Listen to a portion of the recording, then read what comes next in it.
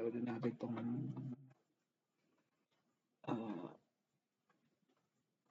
ito po ay pagkatapos ng Rally for Peace ng INC. There we go.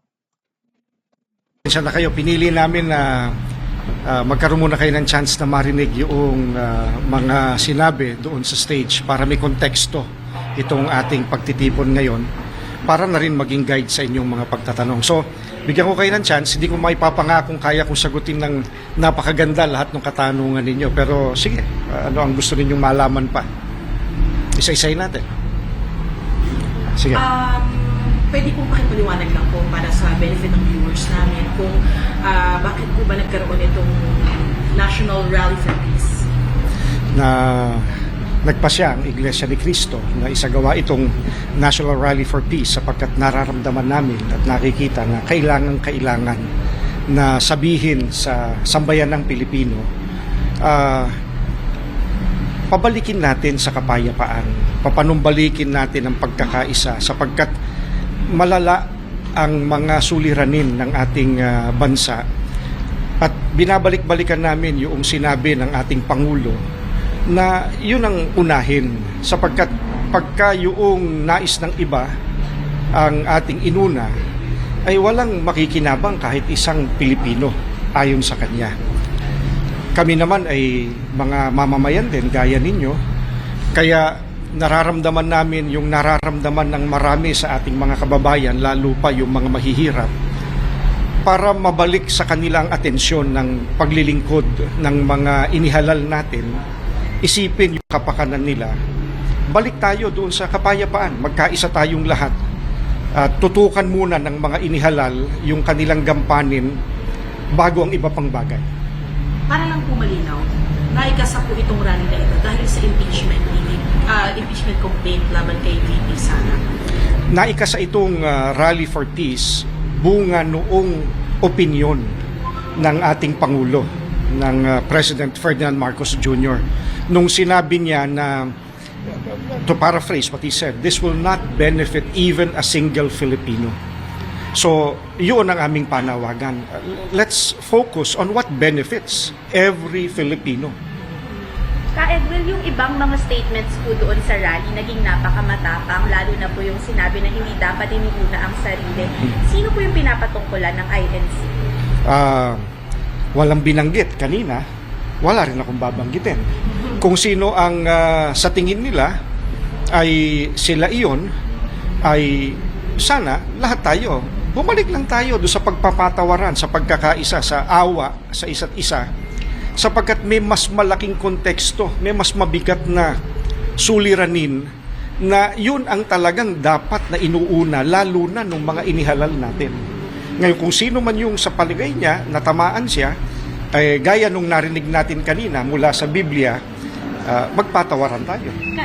Sabi po ng ilang mga analysts na ito daw po ay may tuturing na, and I quote them, show of force daw po for VP Sara Duterte habang meron po siya ngayong hindi pagkakaintindihan kay Pangulong Marcos. Ano pong masasabi po ninyo na may ganun pong perspektiba yung mga political analysts po tungkol po sa gathering ng Iglesia? Palagay ko kung nandito yung mga nagsabi noon at napakinggan nila yung mga narinig kanina, makikita nila na hindi iyon ang layunin.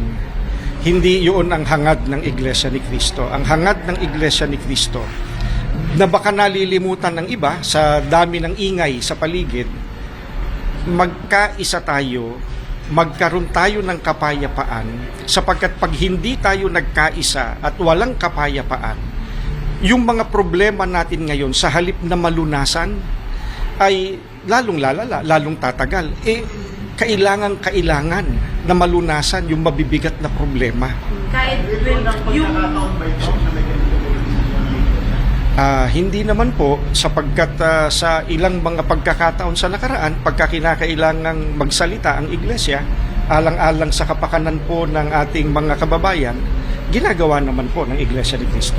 Paulit-ulit po yung statements na hindi ito political rally. Yun na rin po yung narinig namin kanina sa mga members tsaka sa nagsalita na hindi ito pumupolitika. Pero we are hoping to influence political decisions. So, paano nyo po dinidistinguish po yun?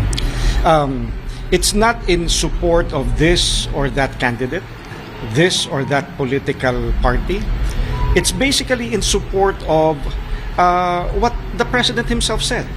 When he was interviewed, no one was asking whether what he was saying was a political statement. I mean, people took what he said at face value.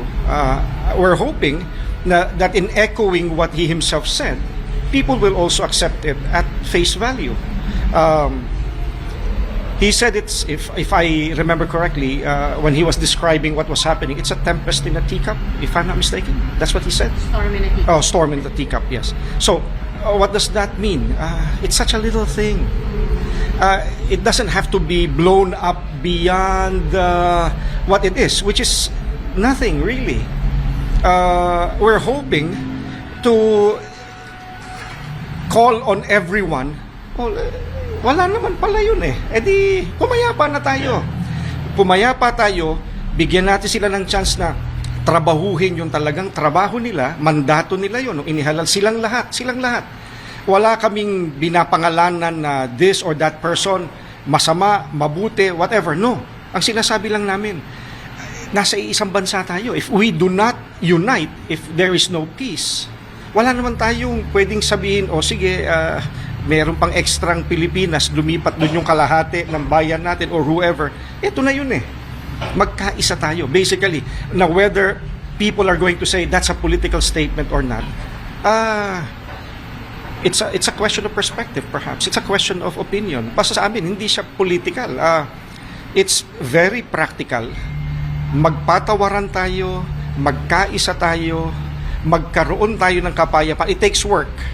But if we're all willing to go back to those basic principles, decency, in our relationship with each other, peace in our relationship with each other, hopefully things are going to get better. Na Edwin, nakausap niyo One ba time? si VP Sara Duterte? Personally, hindi. Hindi po. Personally, ako hindi. But how about the leaders po? Considering that this is for her. I really would not know, and that's the truth. I really would not know. Hindi po siya nagpadala ng statement, sir, na baka pwedeng i-play sana po kanina. Again, in all honesty, wala akong alam doon kasi ibang bagay ang inaasikaso ko the whole day. Pasensya na. Sir, the stance of the